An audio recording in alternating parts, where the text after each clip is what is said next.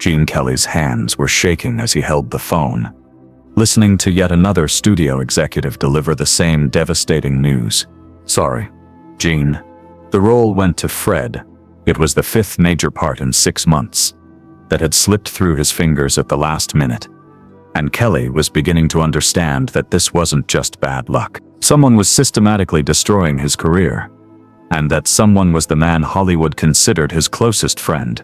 It was October 15th, 1952, and Kelly had just discovered evidence that would shatter his understanding of everything he thought he knew about Fred Astaire, and reveal the most vicious rivalry in entertainment history. What Kelly found in that studio executive's wastebasket would ignite a secret war that nearly destroyed both of their careers and expose the dark truth behind Hollywood's most celebrated friendship. The war between Gene Kelly and Fred Astaire began not with animosity, but with admiration that slowly curdled into something much more dangerous. In 1950, they were the undisputed kings of American dance, each representing a different vision of what movement could accomplish on screen. Astaire was elegance incarnate, sophisticated, refined, the embodiment of class and technical perfection. Kelly was revolution in motion, athletic, innovative, the working-class hero who had democratized dance for everyday audiences. To the public, they were friendly rivals who respected each other's contributions to the art form. Behind closed doors, they were two alpha males fighting for territory in an industry that seemed determined to crown only one king. The first shot in their secret war was fired, not by either dancer, but by MGM executive Arthur Freed, who made the mistake of saying the wrong thing to the wrong person at the wrong time. Gene is getting a little long in the tooth. Freed confided to his assistant during a meeting that Astaire happened to overhear. Maybe it is time to start looking for projects that showcase younger, more classical talent. Astaire was 49 years old. Kelly was 38. The comment wasn't about age. It was about relevance, marketability, and the studio's perception of who represented the future of musical entertainment. From that moment forward, every role, every project, every opportunity became a zero-sum game between two men who had once been content to occupy different corners of the same artistic universe. But what Kelly didn't know was that Astaire had decided to play by rules that existed nowhere in the gentleman's code both men had previously honored. The sabotage began subtly, almost elegantly, in a way that was perfectly consistent with Astaire's public persona. A word whispered to the right producer about Kelly's difficult reputation. A suggestion planted with studio executives that certain roles required more sophisticated performers. Phone calls made to choreographers who might be considering Kelly for projects, with gentle reminders about scheduling conflicts that didn't actually exist. Kelly noticed the pattern before he understood its source. Roles he had been assured were his began going to other performers at the last minute. Projects specifically designed for his athletic style were suddenly being reimagined for more classical dancers. Meetings that had been scheduled weeks in advance were mysteriously cancelled or rescheduled at times when Kelly couldn't attend. At first, Kelly attributed these setbacks to the natural ebb and flow of a competitive industry. But as 1951 turned into 1952, the pattern became too consistent to ignore. It is like someone is poisoning the well.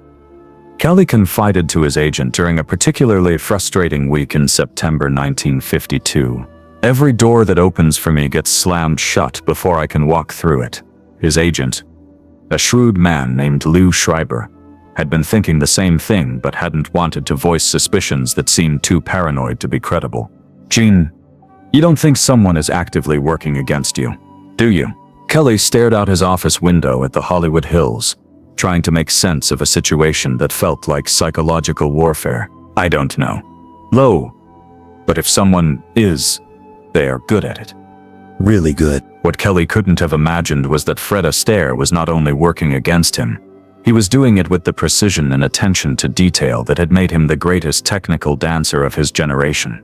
Astaire's campaign against Kelly was methodical, patient, and devastatingly effective. He cultivated relationships with key decision-makers, always positioning himself as the more reliable choice, the safer investment, the performer who wouldn't bring complications to a production. More insidiously, Astaire began spreading rumors about Kelly's professionalism, his work ethic, his relationships with other performers. Nothing dramatic enough to create scandal, but whispers persistent enough to plant seeds of doubt in the minds of people who held Kelly's career in their hands. Jean has been having some personal issues, Astaire would mention casually during industry gatherings.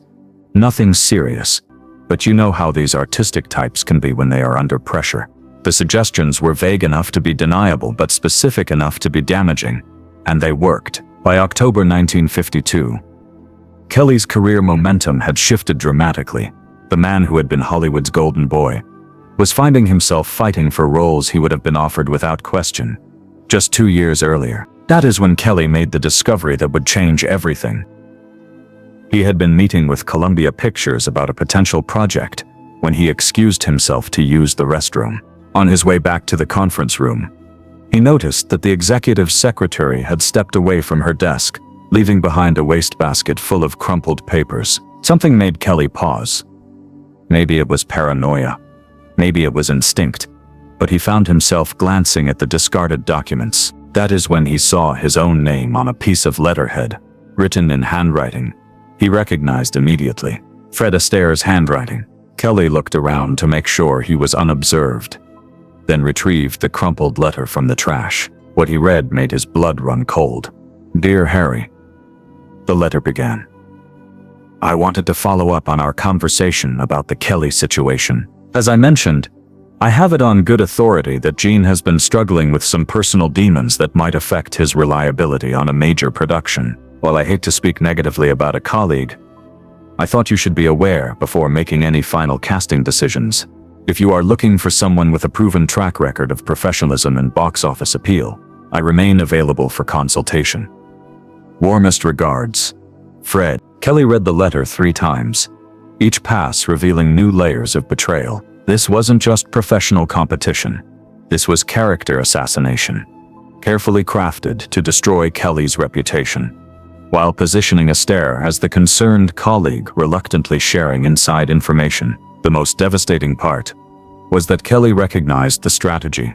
This was exactly how he might have approached the problem if their positions were reversed, except he never would have resorted to outright lies about a fellow performer's character. But Astaire had crossed that line, and he had been crossing it for months. Kelly folded the letter and slipped it into his jacket pocket, his mind racing through the implications. How many similar letters had been sent? How many conversations had taken place where Astaire had systematically undermined Kelly's reputation?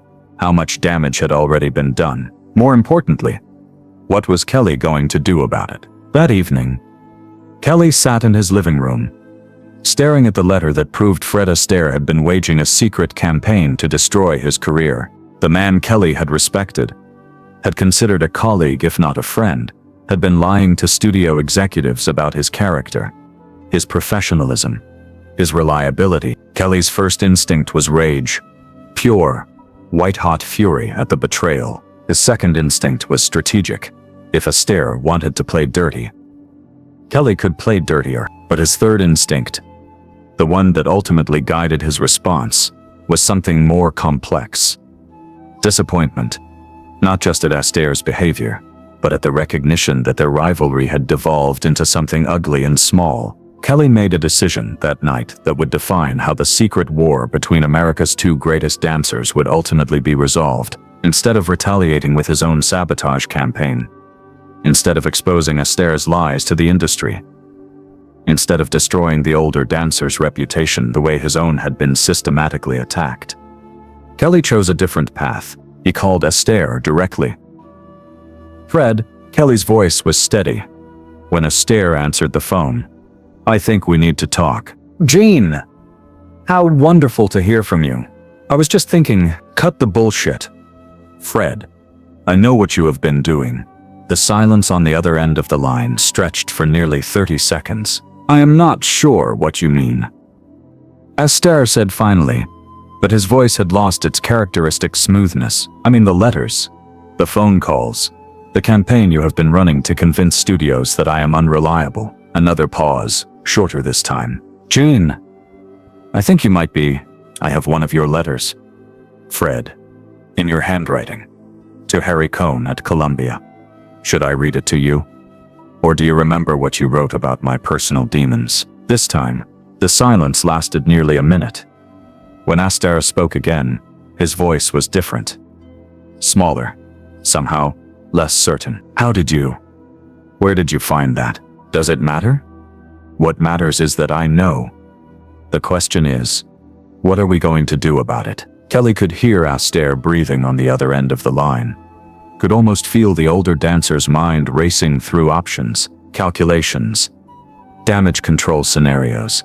What do you want? Astaire asked finally. It was the question Kelly had been asking himself since finding the letter. What did he want? Revenge? An apology? Public humiliation for the man who had been trying to humiliate him in private. I want to understand why. Kelly said, we have never been enemies. Fred, we have never even been direct competitors.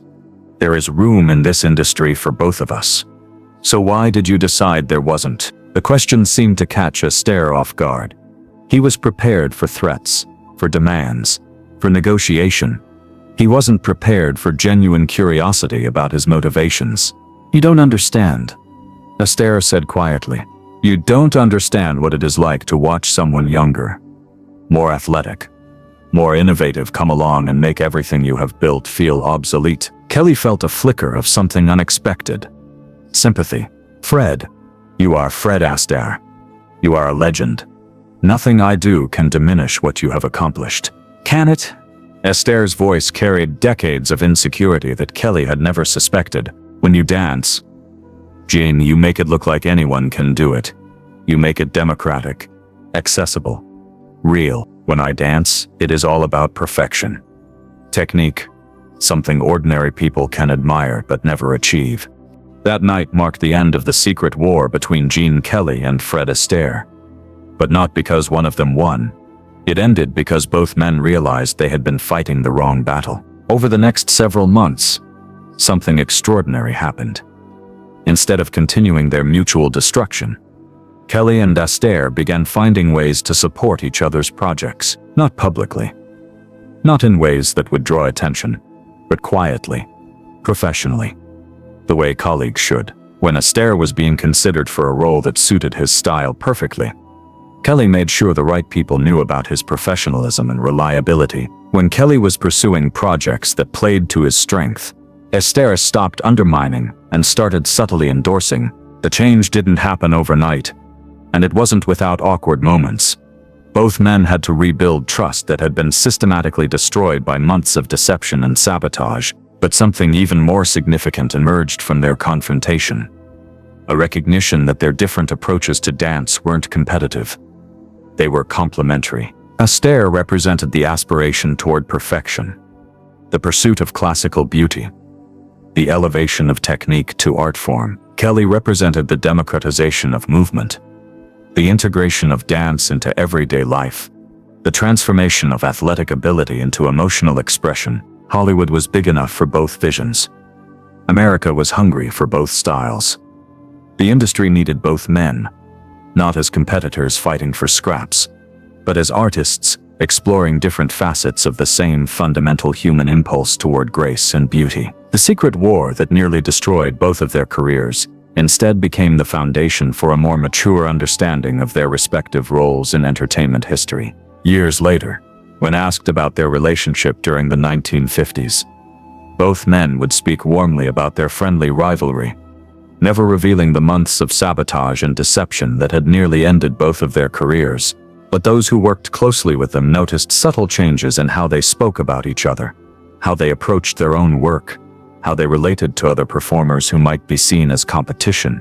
Kelly became more generous in his assessment of classical technique, more willing to acknowledge the artistry that went into Astaire's seemingly effortless perfection.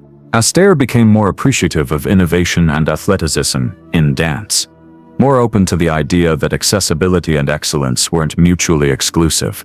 The secret war between Gene Kelly and Fred Astaire taught both men that the greatest enemy of artistic achievement isn't other artists. It is the fear that there isn't enough success to go around. That excellence is a zero-sum game, that lifting up others somehow diminishes your own accomplishments. In the end, the rivalry that nearly destroyed both legends instead made them stronger, wiser, more generous performers who understood that the real competition wasn't with each other. It was with mediocrity, with complacency, with the temptation to let fear dictate artistic choices. The phone call that ended their secret war also began a new chapter in both of their careers, one characterized not by mutual destruction, but by mutual respect. Not by sabotage, but by the recognition that American dance was big enough for multiple kings. And perhaps that was the most beautiful choreography of all, the graceful movement from competition to collaboration, from fear to respect, from a secret